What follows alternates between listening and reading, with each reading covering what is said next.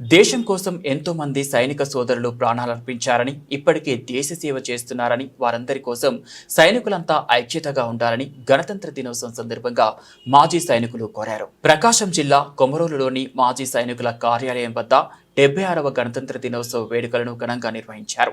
మండలంలోని మాజీ సైనికులు, ప్రస్తుతం సైనికులుగా పనిచేస్తున్న వారు ఈ కార్యక్రమంలో పాల్గొన్నారు.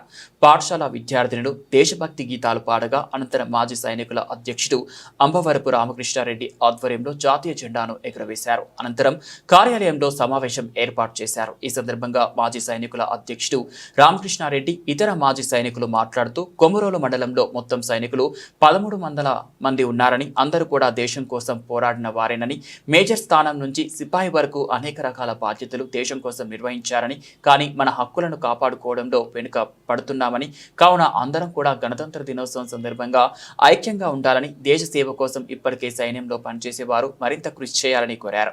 మాజీ సైనికుల సంఘం తరపున ప్రతి గణతంత్ర దినోత్సవానికి కూడా పదవి విరమణ చేసిన వారికి సన్మానించడం, అనారోగ్యంతో ఉన్న సైనికుల ఇళ్లకు వెళ్లి ఆదరించడం, ఆపదలో ఉన్న సైనికులకు ఆర్థికంగా తోడ్పాటు అందించడం వంటి కార్యక్రమాలకు అందరూ కలిసి రావాలని కోరారు. ఈ కార్యక్రమంలో సైనికులు, మాజీ సైనికులు, పాఠశాల పిల్లలు, ఇతరులు పాల్గొన్నారు.